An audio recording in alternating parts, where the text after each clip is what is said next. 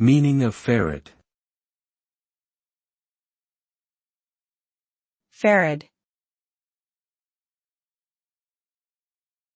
Farad. Farad. Farad. The farad is the unit of measurement for electrical capacitance. It is named after the English physicist Michael Faraday. 1 farad is defined as the capacitance of a capacitor that stores 1 coulomb of charge when a potential difference of 1 volt is applied to it. The farad is a large unit of measurement, and capacitors typically have capacitances in the microfarad, 10 to the power of -6 F, or picofarad, 10 to the power of -12 F, range.